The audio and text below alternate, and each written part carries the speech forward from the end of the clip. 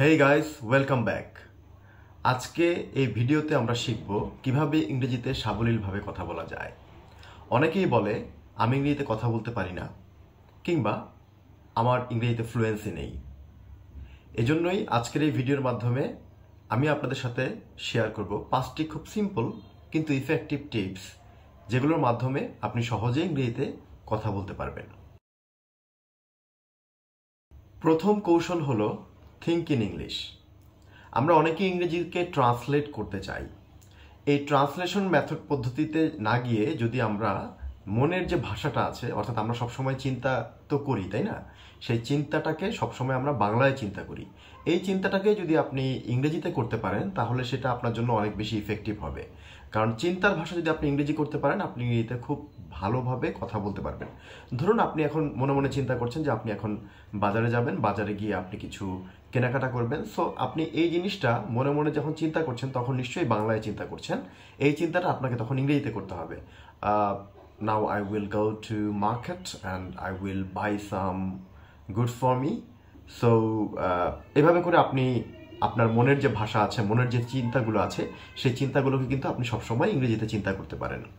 তো এটা হচ্ছে একটা ওয়ে যেটার মাধ্যমে আপনি আপনার ইংরেজির সাবলীলতা বা ফ্লুয়েন্সি বৃদ্ধি করতে পারেন। দ্বিতীয় যে পদ্ধতিটি আছে সেটা হচ্ছে, আমরা বলি এটাকে ইমিটেশন। ইমিটেশন জিনিসটা হচ্ছে এই ভাষাটা যাদের ভাষা, অর্থাৎ আপনি যদি নেটিভ স্পিকারদের কথা বলেন, তাহলে তাদের স্টাইলটাকে ফলো করা। তারা কিভাবে কথা বলছে, তারা কিভাবে শুরু করছে, তারা কোথায় পজ দিচ্ছে, তাদের টোনটা কি, তাদের ভয়েস মডুলেশনটা কেমন হচ্ছে, এই বিষয়গুলোকে খেয়াল করা। এবং তারা কোথায় খুব স্লো যাচ্ছে, কোথায় খুব ফাস্ট যাচ্ছে, এই কারণে প্রচুর পরিমাণে আপনাকে শুনতে হবে। আপনি যদি নেটিভ স্পিকারদের কথা প্রচুর শুনেন এবং তাদের স্টাইলগুলোকে যদি আপনি ফলো করার চেষ্টা করেন, তাহলে দেখা যাবে যে আপনি অল্প সময়ের ভিতরে ইংরেজিতে সাবলীল হতে পারছেন। এটা ছিল আমাদের দ্বিতীয় পদ্ধতি। তৃতীয় যে টিপস বা তৃতীয় যে কৌশল, সেটা হচ্ছে শ্যাডোয়িং কৌশল। শ্যাডোয়িং কৌশল জিনিসটা কি? এটাও কাইন্ড অফ দ্বিতীয় কৌশলের মতোই, কিন্তু এটা হচ্ছে লিসেন অ্যান্ড রিপিট। আপনি ইংরেজিতে যে কথাটাই আপনি শুনবেন, সেটাকে হুবহু সেরকম করে বলার চেষ্টা করবেন।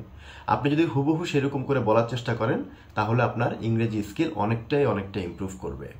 অর্থাৎ আপনার এই শ্যাডোয়িং টেকনিকটাকে যদি আপনি ফলো করতে পারেন, তাহলে আপনার ইংরেজিতে হুবহু নেটিভদের মতো করে কথা বলার ফ্লুয়েন্সিটা বাড়বে। হ্যাঁ, এটা একদিনে হবে না, কিন্তু এটা ধীরে ধীরে অবশ্যই হবে। পরবর্তী যে টেকনিকটা নিয়ে আমি কথা বলবো, সেটা হচ্ছে গিয়ে প্র্যাকটিস উইথ এআই। এখন বর্তমানে আপনারা জানেন যে এই সময়টা হচ্ছে এআই সময়, অর্থাৎ আর্টিফিশিয়াল ইন্টেলিজেন্সের সময়। আমরা চ্যাটজিপিটির নাম নিশ্চয়ই শুনেছি। চ্যাটজিপিটির মাধ্যমে অনেকেই এখন লেখালেখি করি বা এখান থেকে অনেক ধরনের হেল্প নেই। আপনারা জানেন কিনা জানি না, চ্যাটজিপিটি কিন্তু চ্যাটবুটও আছে। অর্থাৎ আপনি চাইলে চ্যাটজিপিটিকে প্রশ্ন করতে পারেন, সে আপনাকে উত্তর দিতে পারে। ইভেন গুগল অ্যাসিস্ট্যান্টও কিন্তু আপনাকে হেল্প করতে পারে। তো গুগল অ্যাসিস্ট্যান্ট কিংবা চ্যাটজিপিটির মতো যে সকল এআই টুলস আছে, এই সকল এআই টুলসের মাধ্যমে আপনি চাইলে আপনি স্পিকিং প্র্যাকটিস করতে পারেন, যদি ন্যাচারালি আপনার সাথে স্পিকিং প্র্যাকটিস করার কেউ না থাকে। এবং লাস্ট বাট নট লিস্ট, সেটা হচ্ছে যে স্লো স্পিকিং করা।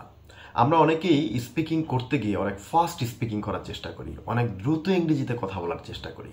এই যে দ্রুত ইংরেজিতে কথা বলতে গিয়ে একটা সময় যে আমরা কথা হারিয়ে ফেলি এবং আমাদের ভেতর থেকে কথা বের হয় না। এজন্য আপনাকে খুব স্লো কথা বলতে হবে। আপনি স্লো বলেন, বাট কথাগুলোকে ক্লিয়ারলি বলেন। ধরলাম আপনি এখন বলছেন যে